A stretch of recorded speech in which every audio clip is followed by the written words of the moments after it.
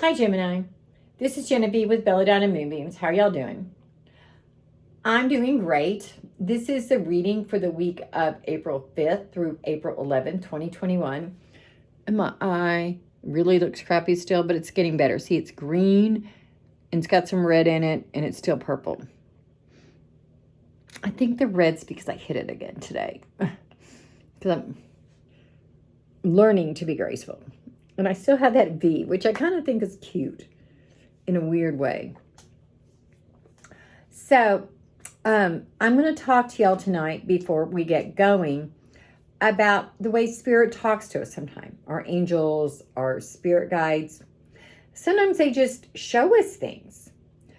Sometimes you'll see, a friend of mine recently had an owl outside her window in town. And she took that as a sign, of course. When I have these numbers on my wrist, which is 2222, because they mean that you're going to do great things for spirit and prosperity. Well, when I kept running into that number, and I'm like, I need that on me. I just need it. It resonated completely. Well, when I went to Mexico, guess what room I was in? 22122. I took that as a sign, and I've actually printed that out. See, it's from Angel Numbers, which is an app on my phone. And I'm just going to share a little bit of this with you. The angels are bringing a wave of beautiful energy into your life that will allow you to triumph over previous challenges and obstacles. The pressure you have been experiencing is now going to ease quickly. Difficult times are now in the past. Victory is yours. And I feel like y'all need to hear that tonight. But more than anything, you need to be aware to pay attention to what your angels and your spirit guides are telling you when they send you these signs. Because if you're not paying attention, you're going to miss them.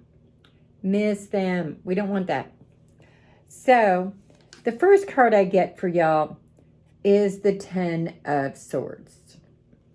The Ten of Swords is all about feeling sadness and overwhelmed. And I believe that y'all have been feeling overwhelmed. Either one of two things. Either you've had a relationship end, or it's coming to an end, or you're between relationships. And either way, you're feeling sad about it, and you're feeling lonely, and you're feeling overwhelmed. And you're just like, I'm never going to find anyone. My life sucks. Yeah, I've never said any of that, right? But next to that is the Lovers. You know, if this relationship hadn't ended, or if you weren't alone, you wouldn't be on track to meet the person in your life. I fully believe, Geminis, that over the next week or so, you will cross paths with someone who is potentially your mate. You may not see it this time around, but this person and you are going to meet and cross paths for sure. And if you were in a relationship, or if your relationship wasn't ending, then you wouldn't be in the place to meet this person. So go ahead and just get over the sadness. And yes, we have to mourn things. I admit that. But one of the things that you have to do is to learn to find the beauty in what you've learned from a relationship, or what you've learned from an experience. And now you get the Ace of Swords. And this card says that things are finishing up, but new things are starting. But honestly, the things that are finishing is a good thing for you. Even though right now you are sad and mourning, and you're not, and it's bittersweet, but you're not recognizing the sweetness. Well, get your head out of your butt and look for the sweetness, because it's there. Yeah, I just said that. Didn't I? I just said, get your head out of your butt. Also, we get the King of Wands. Turn it over once again, because I do not believe in reversals. And the King of Wands is a light-haired man or woman, but with masculine energy around this. That's the reason it's a king as opposed to a queen, the type of energy. And this is about travel. So I'm thinking that maybe someone is going to, that you know is a world traveler, and they have some good advice for you. They have some knowledge to impart to you. And this may even be the lover that you're fixing to meet. But just go ahead and be open to that. Be open to this. And now we get the Fool. And the Fool says you're starting on a new journey. The Fool says it's getting ready to start. This is the closure. This is the opening.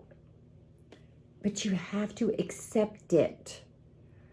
You know, I have a friend right now who is going through some things at work, and she's not willing to recognize when something is dead. You know that old saying, don't beat a dead horse to beat a dead horse?